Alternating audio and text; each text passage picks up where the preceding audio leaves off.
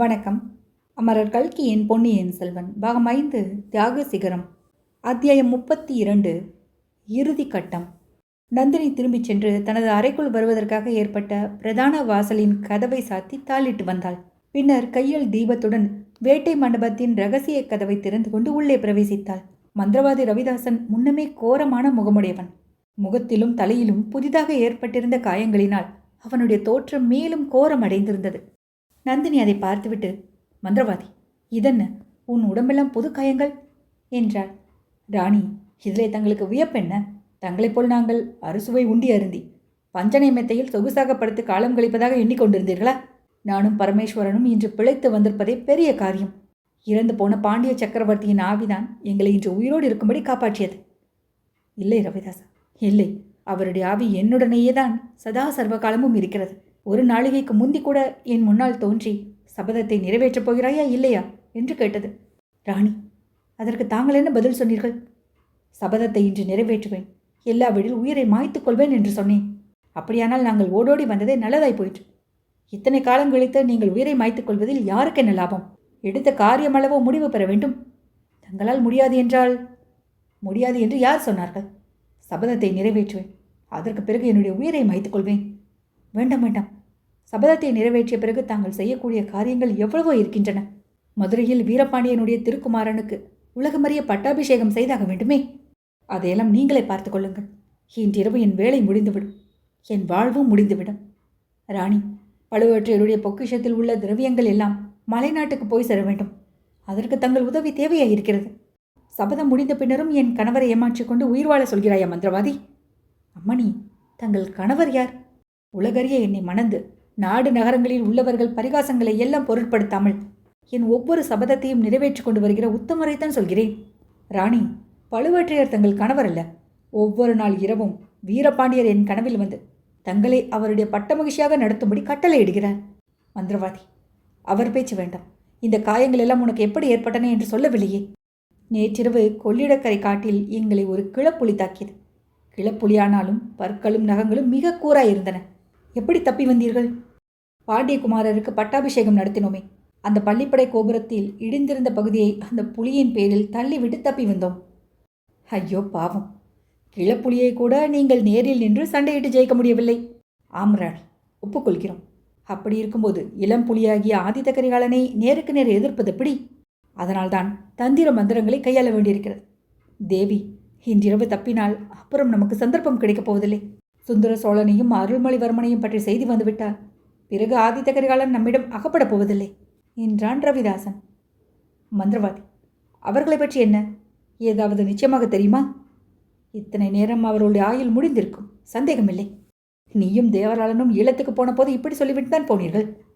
அங்கே அந்த ஊமை பைத்தியம் எங்களை ஓயாமல் பின்தொடர்ந்து வந்து தொல்லை கொடுத்தது. அதனால்தான் முடியவில்லை. வானர்குலத்து வீரன் கடலில் மூழ்கி இறந்துவிட்டதாக சொன்னீர்கள். அவனும் தப்பி பிழைத்து வந்துவிட்டான். பள்ளிப்படை காட்டில் அவனை வேலை தீர்க்க ஒரு சந்தர்ப்பம் கிடைத்தது. தாங்கள் தடுத்து விட்டீர்கள். அதற்கு முக்கிய காரணம் இருப்பதாக சொன்னேனே. அது என்ன முக்கிய காரணமோ தெரியாது. அவன் இங்கே வந்து ஆதித்த கரிகாலனை இரும்பு கவசம் போல் பாதுகாத்து வருகிறான். அதை பற்றி நீ சிறிதும் கவலைப்பட வேண்டாம். கவலைப்பட்டு தீர வேண்டியிருக்கிறது. இன்று இல்லாவிட்டால் என்றைக்கும் இல்லை. தேவி, என்ன ஏற்பாடு செய்திருக்கிறீர்கள்? நாங்கள் என்ன செய்ய வேண்டும்? இந்த சமயத்தில் நீங்கள் ஒருவரும் இங்கு வராதிருந்தாலே எனக்கு பெரிய உதவியாயிருக்கும். அது ஒரு நாளும் முடியாத காரியம். என்னிடம் உங்களுக்கு அவ்வளவு நம்பிக்கை இல்லை. நம்பிக்கை இருப்பதனால்தான் வந்திருக்கிறோம். சபதம் முடிந்த பிறகு தங்களை பத்திரமாக அழைத்து கொண்டு போவதற்காக வந்திருக்கிறோம். எதிர்பாராத தடங்கள் ஏதாவது ஏற்பட்டால் அதற்கும் தயாராக இருப்போம். எந்த நிமிடமும் தாங்கள் எங்களை உதவி கலைக்கலாம். நான் போட்டிருக்கும் திட்டத்தில் தடங்கள் எதுவும் ஏற்படாது. சபதம் முடிந்த பிறகு நான் உயிரோடு இருக்கவும் விரும்பவில்லை. கூடவே கூடாது. தாங்கள் எங்களுடன் வந்தே தீர வேண்டும். இல்லையென்றால்? மந்திரவாதி, சபதம் முடிந்த பிறகு ஒரு நிமிடமும் நான் பெரிய பழுவேற்றையரின் வீட்டில் இருக்க மாட்டேன். அப்படியானால் நீங்கள் எங்களுடன் வந்து விடுங்கள். என்னை எப்படி அழைத்து கொண்டு போவீர்கள்? இந்த சுரங்கப்பாதையின் முடிவில் ஐயனார் கோவில் ஒன்று இருக்கிறது. அதன் அருகில் உள்ள காட்டில் பழுவூர் ராணியின் பல்லக்கை தயாராக வைத்திருக்கிறோம். இடுமன்காரி பல்லக்கை செப்பனிடுவதற்கென்று முன்னமே வெளியில் கொண்டு வந்து விட்டான். வீரபாண்டியனின் தலையை கொய்தவனை பழி வாங்கிய தேவியை நாங்களே பல்லக்கில் வைத்து தூக்கிச் செல்வோம். பொழுது விடுவதற்குள் கொல்லிமலைக்கு போய்விடுவோம். நீங்கள் எத்தனை பேர் இந்த இடத்தில் இருக்கிறீர்கள்?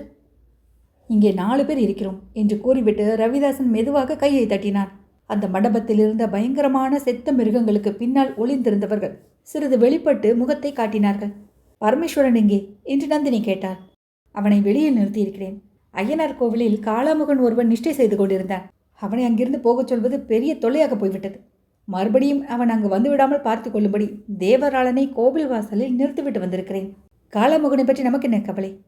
மந்திரவாதி பெரிய பழுவேற்றையரை பற்றி செய்தி தெரியுமா? ரவிதாசன் சிறிது திடுக்கிட்டு, என்ன செய்தி என்றான்.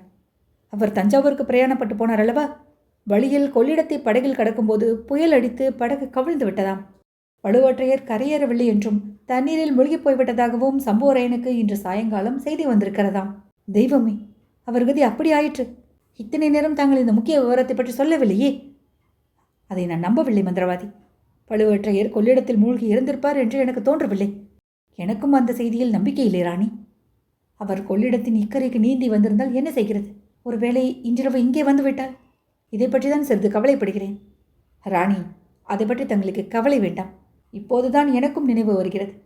கொள்ளிடத்துக்கு அக்கறையில் தஞ்சாவூர் சாலையில் ஆஜானுபாகமான மனிதர் ஒருவரை நேற்றிரவு பார்த்தேன். ஆடை ஆபரணம் ஒன்றும் அவர் அணிந்திருக்கவில்லை. இருட்டாகவும் இருந்தபடியால் அடையாளம் தெரியவில்லை. இப்போது யோசித்தால் அந்த வழிபோக்கர் ஒருவேளை பெரிய பழுவேட்டையராகத்தான் இருக்க வேண்டும். அப்படியானால் நிச்சயமாக இன்றிரவு அவர் இங்கே வரமாட்டார் அல்லவா? மாட்டவே மாட்டார். அதை பற்றி தாங்கள் தைரியமாக இருக்கலாம். இப்பொழுது எங்களுக்கு என்ன கட்டளை இடுகிறீர்கள்? மந்திரவாதி, நீங்கள் இங்கேயே பொறுமையுடன் காத்திருக்க வேண்டும். என்னுடைய அறையில் என்ன நடப்பதாக தோன்றினாலும், எத்தனை பேருடைய பேச்சு குரல் கேட்டாலும் அவசரப்பட்டு உள்ளே வர வேண்டாம். வந்தால் காரியம் கெட்டுப்போகும். நான் குரல் கொடுத்த பிறகு நீங்கள் வந்து சேருங்கள். ராணி, தாங்கள் எப்படி குரல் கொடுப்பீர்கள்? மந்திரவாதி, நான் கலகலவென்று சிரித்து பல வருடம் ஆயிற்று என்று தெரியுமளவா? நான் சிரித்து நீ கேட்டிருக்கவே மாட்டாய். தேவி, ஒரே ஒரு சமயம் அந்த துஷ்ட வாலிபன் வந்தியத்தேவனுடன் பேசிக் கொண்டிருந்த போது நீங்கள் சிரிக்க கேட்டேன். அதை கூட ஞாபகம் வைத்துக் கொண்டிருக்கிறாயா? நல்லது. இன்றைக்கு நான் கலகலவென்று உரத்து சிரிக்கும் சத்தம் கேட்டால் நீங்கள் ரகசிய கதவை திறந்து கொண்டு உள்ளே வாருங்கள். காரியம் முடிந்து விட்டதற்கு அது அடையாளம். இப்போதும் வந்தியத்தேவனை பார்த்தே நான் சிரித்து கொண்டிருந்தாலும் இருப்பேன். அதை பற்றி நீங்கள் ஆச்சரியப்பட வேண்டாம். தேவி, தங்களுடைய உத்தேசம் என்னவென்பது ஒருவாறு இப்போது எனக்கு துலங்குகிறது. கொஞ்சம் பொறுத்திருந்தால் எல்லாம் துலாம்பரமாகிவிடும். எதிர்பாராத தடங்கள் ஏதாவது ஏற்பட்டுவிட்டால் அப்போது என் அழுகை குரல் கேட்கும். உடனே வந்து சேருங்கள். அப்படியே செய்வோம் ராணி. ஆனால் தங்கள் அழுகுரலை கேட்க நான் விரும்பவில்லை. சிரிப்பு குரலை கேட்கத்தான் விரும்புகிறேன் என்றான் மந்திரவாதி ரவிதாசன். அத்தியாயம் 32 நிறைவுற்றது.